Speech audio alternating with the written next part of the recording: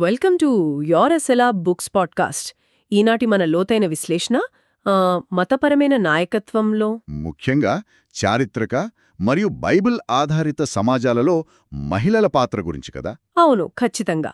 వారి పాత్ర, సమానత్వం, ఇంకా వారి నాయకత్వ లక్షణాల గురించే ఈనాటి మన చర్చ. పురాతన కాలం నుండి ఆధునిక కాలం వరకు మహిళల పట్ల దృక్పథం ఎలా మారుతూ వచ్చింది అనేది మనం విశ్లేషించబోతున్నాం. అంటే కేవలం ఆనాటి సాంస్కృతిక ఆచారాలకు, ఎప్పటికీ నిలిచి ఉండే శాశ్వత సత్యాలకు మధ్య ఉన్న వ్యత్యాసమేమిటో మనం చూడాలి. అదే కదా అసలు పాయింట్. సమాచారంతో ముంచెత్తకుండా కొన్ని ఆశ్చర్యకరమైన చారిత్రక వాస్తవాలతో ఈ ప్రయాణం సాగుతుంది. సరే, దీన్ని కాస్త వివరంగా విశ్లేషిద్దాం. తప్పకుండా. ముందుగా ఈ సాంస్కృతిక ఆచారాలు, శాశ్వత సత్యాల గురించే మాట్లాడుకుందాం. ప్రాచీన కాలంలో స్త్రీలు తల కప్పుకోవడం, అదే హెడ్ కవరింగ్స్ అంటారు కదా, ఈ ఆచారం వెనుకున్న అసలు కారణం ఏమిటో మనం చూడాలి. అవును, నేటి కాలంలో చూస్తే అదొక అణిచివేతలాగా అనిపిస్తుంది చాలామందికి. కానీ ఆనాటి గ్రీకు, రోమన్ సంస్కృతులలో దాని అర్థం పూర్తిగా వేరు. అప్పట్లో అది పురుషుడికి, స్త్రీకి మధ్య గౌరవానికి, హుందాతనానికి ప్రతీకగా ఉండేది కదా. ఖచ్చితంగా. ఒకవేళ తల కప్పుకోకపోతే ఆనాటి సమాజంలో అదొక తప్పుడు సందేశాన్నిచ్చేది. కాని చూడండి, కాలక్రమేణా సంస్కృతులు మారాయి. ఆ ఆచారం మరుగున పడిపోయింది. మరుగున పడినా ఆ పరస్పర గౌరవం, సామాజిక హుందాతనం అనే శాశ్వత సత్యం మాత్రం అలాగే ఉంది కదా. ఆచారం మారవచ్చు కాని ఆ మూల సత్యం మారదు అని మనం అర్థం చేసుకోవాలి. నిజమే. ఇది అర్థం చేసుకుంటేనే మనం పాత గ్రంథాలను సరిగ్గా విశ్లేషించగలం. ఇక్కడే ఒక అత్యంత ఆసక్తికరమైన మలుపుంది. అదేంటంటే, అపోస్తలుడైన పౌలు స్త్రీలను బోధించవద్దు అని, వారిని మౌనంగా ఉండమని చెప్పాడని ఒక ప్రసిద్ధ అపోహ ఉంది కదా. చాలామంది దీన్ని పట్టుకొని అదొక సార్వత్రిక నియమమని వాదిస్తుంటారు. కానీ ఇక్కడ అత్యంత ఆసక్తికరమైన విషయమేంటంటే, అది సార్వత్రిక నియమం కాదు. ఎందుకంటే ఆనాటి పరిస్థితులు వేరు. అవును. ఎఫేసు నగరంలోని అప్పటి పరిస్థితులను మనం ఒకసారి చూస్తే, అప్పట్లో స్త్రీలకు వేదాంతపరమైన శిక్షణ అసలు ఉండేది కాదు. పైగా అప్పట్లో ఇళ్లల్లోనే సంఘాలు నడిచేవి కదా. అవును, గృహ సంఘాలు. కొంతమంది వితంతువులు ఆ గృహ సంఘాలకు నాయకత్వం వహిస్తూ తమకు సరైన శిక్షణ లేకపోవడం వల్ల తప్పుడు సిద్ధాంతాలను వ్యాప్తి చేస్తున్నారనే ఉద్దేశంతో పౌలలా చెప్పాడు. అంటే ఆ నిర్దిష్ట సమయానికి ఆ సమస్యను పరిష్కరించడానికి మాత్రమే నేను అనుమతించడం లేదు అని చెప్పబడింది. ఖచ్చితంగా. మూల భాషలో చూస్తే ప్రస్తుతం నేను అనుమతించడం లేదు అని మాత్రమే ఉంటుంది. అంతేకాని నేను ఎప్పటికీ అనుమతించను అని కాదు. ఇక్కడ ఆ చారిత్రక సందర్భాన్ని అర్థం చేసుకోవడం చాలా ముఖ్యం. ఆధునిక కాలంలో శిక్షణ పొందిన మహిళలకు ఆనాటి ఆంక్షలు ఆపాదించడం ఎంత తప్పు అనేది దీని ద్వారా స్పష్టంగా తెలుస్తోంది. అవును.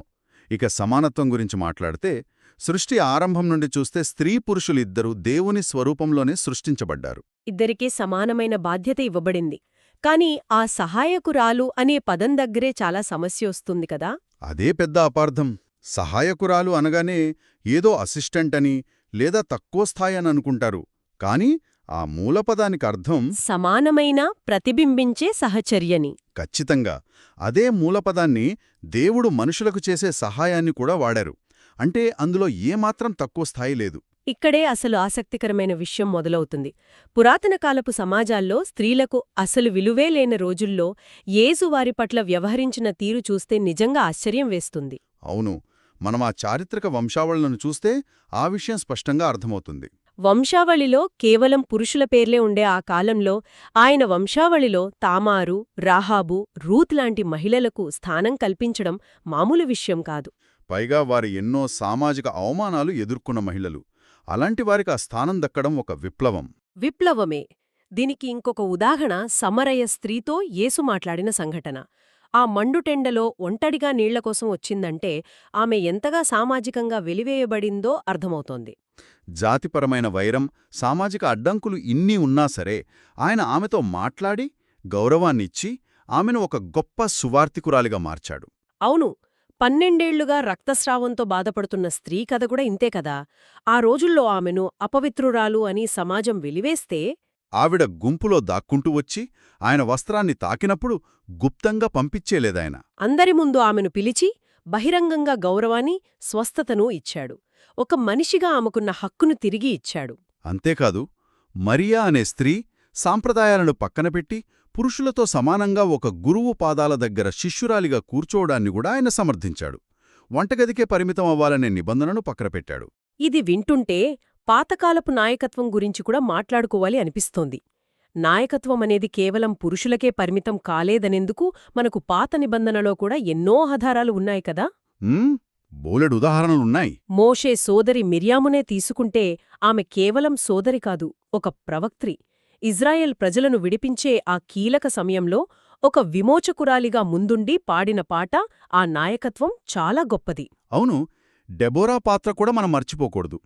ఆ కాంస్య యుగంలో ఒక మహిళ న్యాయాధిపతిగా ఒక చెట్టు కింద కూర్చుని ప్రజల వివాదాలు తీర్చడమే కాకుండా యుద్ధ సమయం వచ్చినప్పుడు స్వయంగా సైన్యాధిపతిగా ఇజ్రాయెల్ను రక్షించిన తీరు అద్భుతం. అలాగే రాజైన యోషియాకు సలహాలిచ్చిన ప్రవక్త్రి హుల్దా. ముఖ్యమైన గ్రంథాలు దొరికినప్పుడు రాజు మగ సలహాదారుల దగ్గరికి వెళ్లలేదు, నేరుగా హుల్దా దగ్గరికే వెళ్లాడు. ఒక రాజు సైతం ఒక మహిళ విజ్ఞానానికి అంత ప్రాధాన్యత ఇచ్చాడు. ఇదంతా పాతకాలపు విషయం. దీన్ని మనం విస్తృత కోణంలో చూస్తే క్రొత్తకాలపు నాయకులు కూడా ఎంతోమంది ఉన్నారు కదా. అవును, దీన్ని మనం విస్తృత కోణంలో చూస్తే మొదటి శతాబ్దపు సంఘాలలో మహిళల పాత్ర ఎంత కీలకంగా ఉందో మనకు తెలుస్తుంది. ప్రిస్కిల్లా తన భర్తతో కలిసి అపోల్లో లాంటి గొప్ప వక్తకే బోధించింది గదా. ఆమె పేరు ముందుగా రాయడం ద్వారా ఆమెకున్న ప్రాధాన్యతను స్పష్టంగా చెప్పారు. ఇక ఫీవే గురించి చెప్పాలంటే ఆవిడ ఒక డీకనెస్, అంటే పరిచారకురాలు కదా. రోమా సంఘానికి పౌలు రాసిన సుదీర్ఘమైన పత్రికను తీసుకువెళ్లిన బాధ్యత ఆమెదే. అవును, అంత దూరం తీసుకువెళ్లడమే కాకుండా ఆ పత్రిక సారాంశాన్ని అక్కడి వారికి వివరించే అధికార ప్రతినిధి కూడా ఆమెనే. అది చాలా పెద్ద బాధ్యత. ఇక్కడే ఇంకొక విషయం మాట్లాడాలి, జూనియా అనే మహిళ గురించి. జూనియాను స్వయంగా పౌలు ఒక అపోస్తలురాలు అని ఎంతో గౌరవంగా గుర్తించాడు. కాని చరిత్రలో ఏం జరిగింది? ఇక్కడే మనకు అనువాదాలలో పక్షపాతాలెలా వస్తాయో కనిపిస్తోంది. ఒక స్త్రీ అపోస్తలురాలు ఎలా అవుతుంది అనే సామాజిక పక్షపాతంతో కొందరు ఆ పేరును జూనియాస్ అని మగవారి పేరుగా మార్చడానికి ప్రయత్నించారు. అదెంత దారుణం! అసలు చరిత్రలో ఆ జూనియస్ అనే మగవారి పేరే లేదట కదా. ఖచ్చితంగా.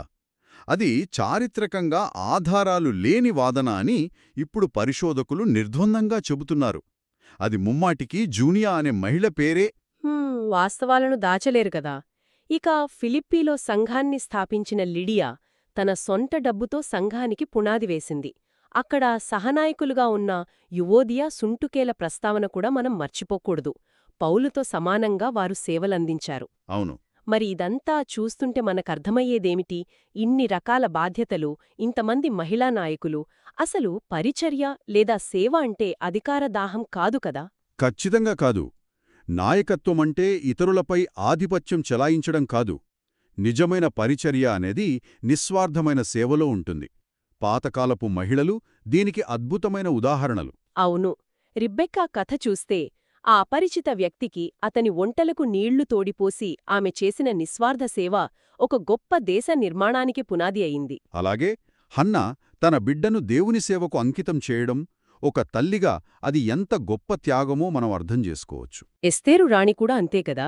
తన రాజభోగాయర పక్కన పెట్టి, తన ప్రాణాలను పణంగా పెట్టి, తన ప్రజలను రక్షించడం. ఇవన్నీ నిజమైన పరిచర్యకు, నాయకత్వానికి గొప్ప నిదర్శనాలు. అధికారం చెలాయించడం కాదు, త్యాగం చేయడం. అవును. ఈ సమాచారం ఎందుకు ముఖ్యమంటే, మనం చరిత్రను చదివేటప్పుడు ఆనాటి సాంస్కృతిక పరిస్థితులను, అందులో దాగి ఉన్న శాశ్వత సత్యాలను వేరుచేసి చూడాలి. అలా చేస్తేనే మనకు అసలు సత్యం అర్థమవుతుంది. అప్పుడే ఆమోసు గ్రంథం 5:24లో చెప్పినట్లు న్యాయం నీళ్లవలె పారవలెను అనే మాట వెనుకున్న అర్థం తెలుస్తుంది. సమానత్వం, న్యాయమనేవి మనుషులందరికీ ఎంత అవసరమో మనం గ్రహించగలం. ఖచ్చితంగా. ఈ లోతైన విశ్లేషణను ముగించే ముందు మనందరం ఆలోచించాల్సిన ఒక ప్రశ్నని ఇక్కడ ఉంచాలనుకుంటున్నాను. పురాతన కాలపు గ్రంథాలు ఆనాటి కఠినమైన సమాజంతో పోలిస్తే స్త్రీల పట్ల అంత విప్లవాత్మకమైన గౌరవాన్ని, సమానత్వాన్ని చూపించినప్పుడు భవిష్యత్తు తరాయు ఆన ప్రస్తుత సమాజంలోని సమానత్వ ప్రమాణాలను తిరిగి చూస్తే ఎలా అంచనా వేస్తాయి? మనం నిజంగా ఆ గౌరవాన్ని ఇస్తున్నామా? ఇది మనల్ని మనం ప్రశ్నించుకోవాల్సిన సమయం.